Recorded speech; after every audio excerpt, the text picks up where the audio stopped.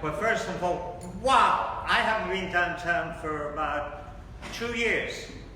And when I came back, after being very much involved civically, I thought, my goodness, what's happened here? But I've been following you for a long time. The very kind gentleman, first of all, thank you for the great food.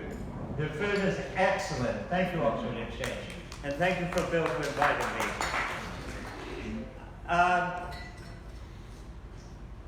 I want to make sure you fully understand, this is not a political thing. I don't want to get involved in any politics, okay? But just a little bit about me, if I may. I've been asked to do that.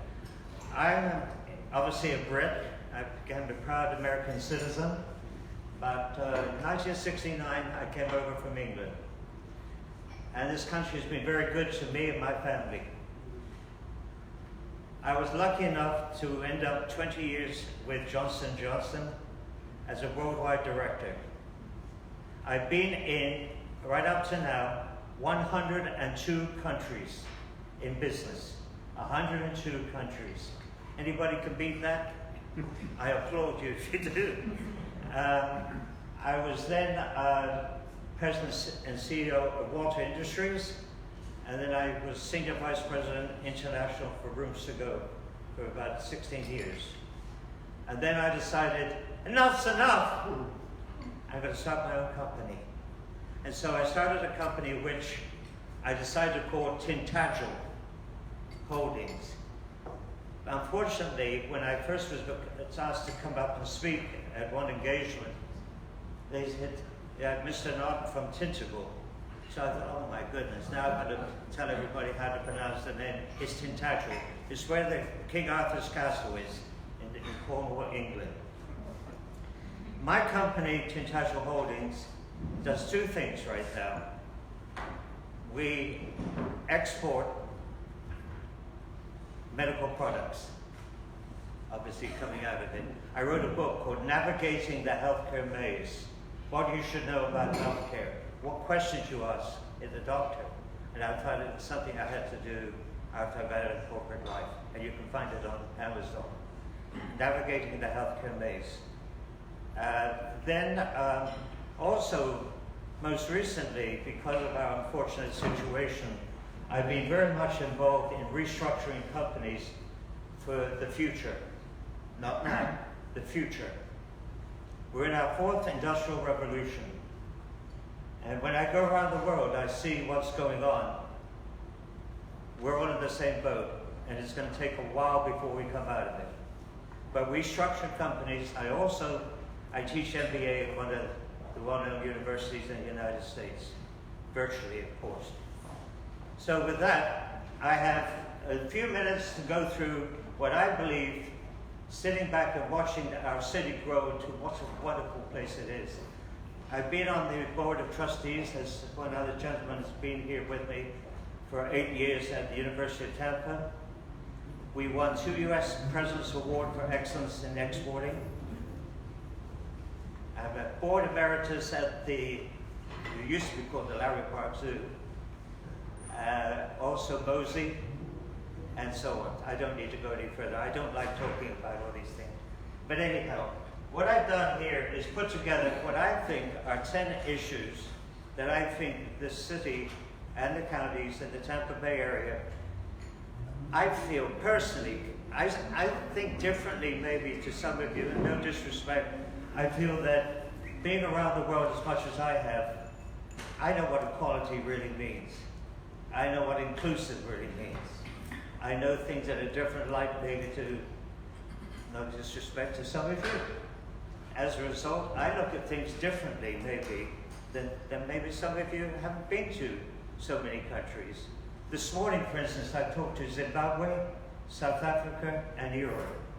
Every day, I talk to different countries, people in the business world, not only as friends, but also in business. Right now, if you think that the world is not doing anything, we're doing a lot. In one country, we've got an order for 5 miles of antimicrobial curtains for hospitals overseas. It's going to take 3 months from time of getting it, the order, to actually getting it delivered. And as most of people, it's never mentioned on the syndicated news, but we talk about the boats being out there, longboat and so on, and I will talk about the port here too later. And, what's interesting is that in today's global world, we usually get 50% of the order and 50% when we're ready to ship, before it's shipped. So not only the boats out there, but our money is out on the boats, and so we can't get paid to get to the customer, so we're losing money like crazy, and people don't realize this fact. They think we just get the boats in and that's it. But we've got money sitting out in these boats that we've already paid for. And so it's a big fiscal strain, so to speak. Let me go into the 10 things, I think, I wrote down. Now, these are from me. You may disagree with me. The first one, we have a rapidity of global innovations in our world today. We've got to take advantage of it. I tell everybody that I talk to, especially my MBA students, don't think today, think tomorrow. Think tomorrow. We're missing things. Challenges are opportunities. Challenges are opportunities in the world today.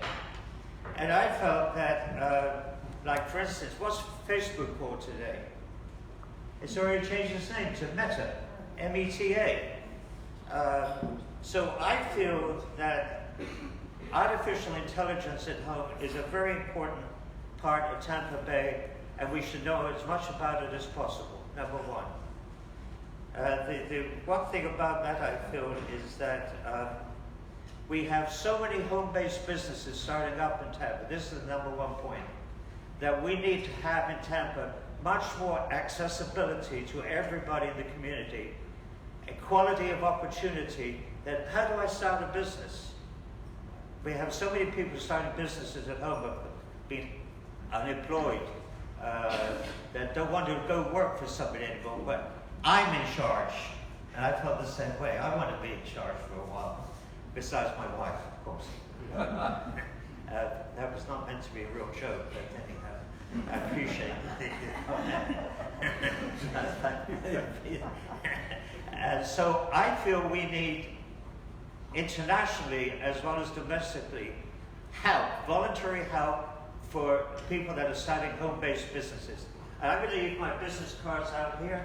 Take a business card, you can always contact me. I'm getting back into the civic organizations rapidly now. I feel it's important that I do that with the experience that I've got. Number two,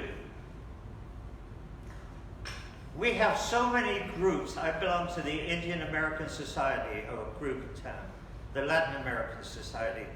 Wouldn't it be great, number two, if we all got together twice a year, all these groups came together and shared experiences of how to do business? We have a terrible situation regarding exports versus imports. And we've woken up. This has been, unfortunately, a time where we're waking up. We've spent about 20 years getting behind everybody else. How many of you do you know there's one huge development group in Tampa Bay that is owned by the Japanese? You wouldn't believe it if I told you. You can ask me the question after we get done. We are seeing companies and countries all over the world coming in here to take ownership. And we've got to do better at going overseas as well. And we've got to catch up. We're behind. Let's face it. I can tell you that.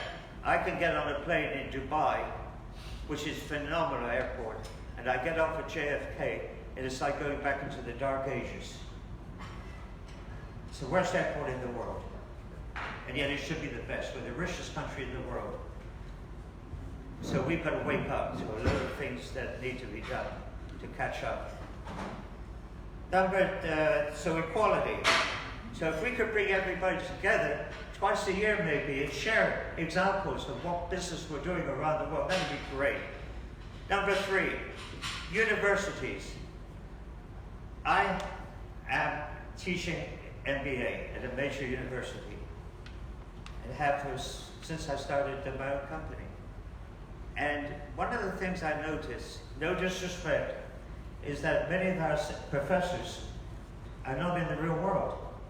They're taken out of a book. I wrote a book. It took 2 years to write, another year to publish. It's outdated already. So what Jody Thompson over at UT, which I love dearly, I got my MBA from USF,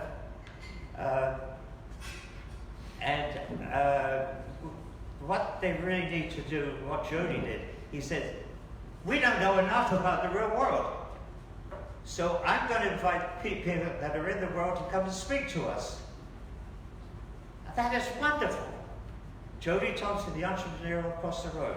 And I think that's something we need to do more of. And volunteer, if you've got experience, get hold of Jody. Say you'd like to speak about the real world, if you're still in the real world, whatever that is. Number 4 or 5, we have to embrace foreign companies that are here. I could go and look this Tampa Bay Development Council, and I'm not picking on them, a number of others. And if you look at their website and so on, it's old. Go and look at a company today called Tintagel.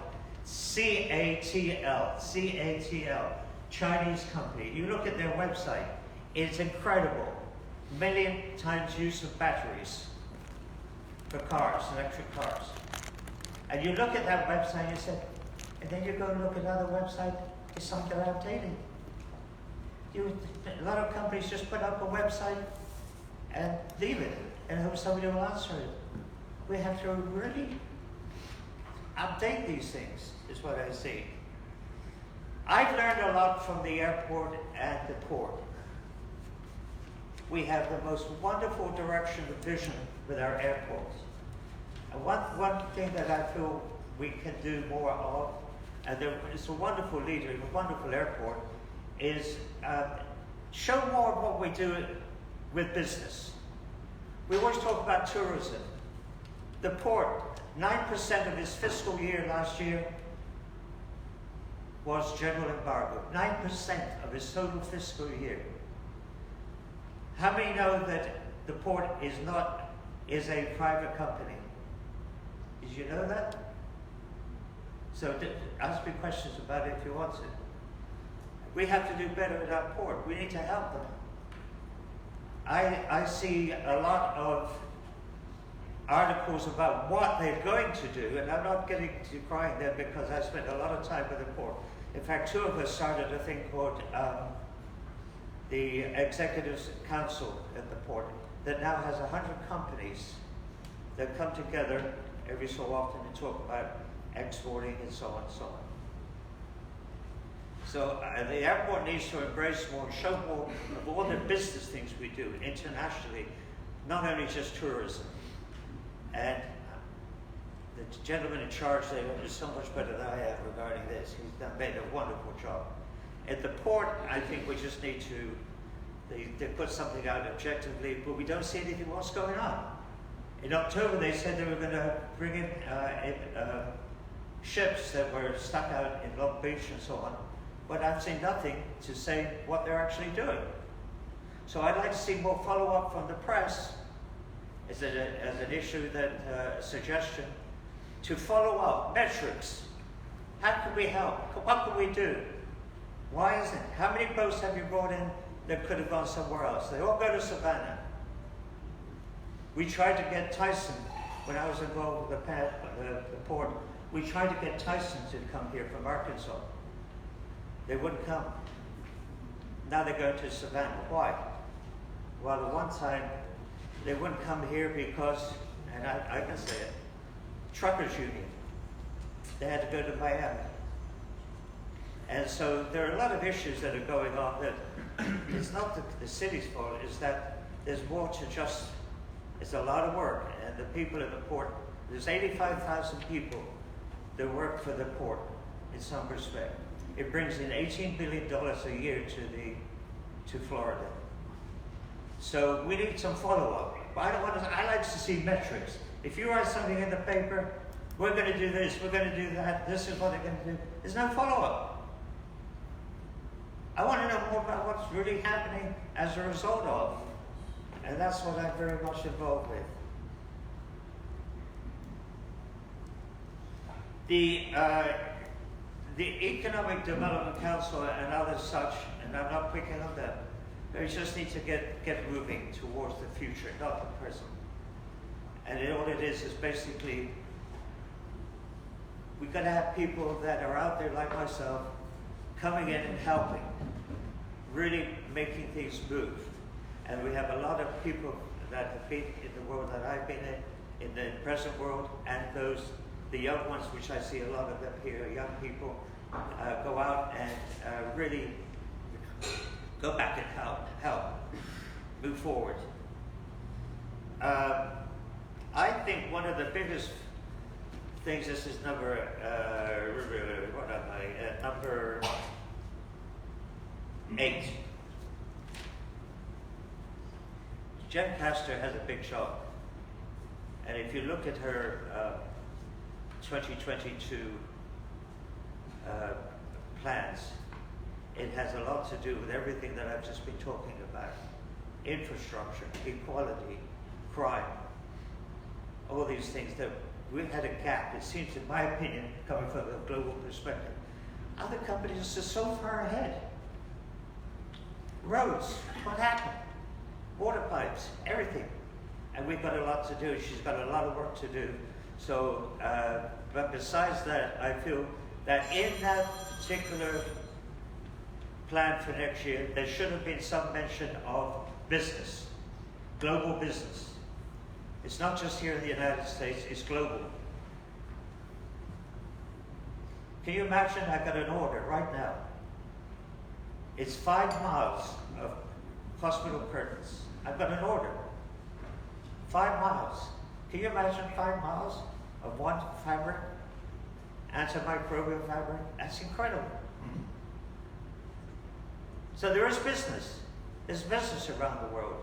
And if you open your mind, you don't have to travel anymore, like I have. In fact, what I bought along today just gives you an example. See what that is? I flew on the Concorde 3 times. I've been at 55,000 feet. I've broken the sound barrier. and that was in 1988. Would you believe the last flight with Concorde was 2003? And we've only just this moment, United Airlines has made a deal to buy, I think it's 10 of the latest supersonic planes. That's a long time. What happened? Where did we go? I love this. I love this piece of paper. And I got on the plane in Miami, and there was about 20 of us. And he said, "Ladies and gentlemen, you're going to have the thrill of a lifetime. We're light loaded. We're going to take off like you wouldn't believe. It'd be like a rocket." And I said, way up. 2 times the speed of sound. 55,000 feet. And I was lucky enough, due to I'll be honest with you, I didn't pay $7,000 in those times. I flew on British Airways so many times. They said, "Hey Jeff, we're going to bump you up to Concorde." And so I got bumped up to Concorde 3 times. I don't think it was my personality. I think it was the bumps that were getting from me. But anyhow, I thought I'd bring that along just to show that it is real. I've got one more thing, and then I'm done. Okay? And then we'll go from it. I want to see better media. I want to see better media. Media, be social media, be it local media. I'm not saying it's bad. I'm just saying we need better follow-up on issues that are important on a global basis, not just here, but also follow-up reporting. Very important. And last but not least, I'd like us to see us rebrand tourism, which is a big deal, but also to bring in that we are also here for commerce, global commerce. And I would love to see the airport, for instance, put in there that we're here, welcome to Tampa, we're here for commerce, we're here for tourism, and write it down, get it down. I just learned that the University of South Florida has got the largest number of foreign students ever in the state of Florida. And probably in the country, one of the top. So we're doing great things, but these are just little suggestions from me. What I'm really interested in is really listening to your questions and doing my best to answer them. Thank you so much. I appreciate it.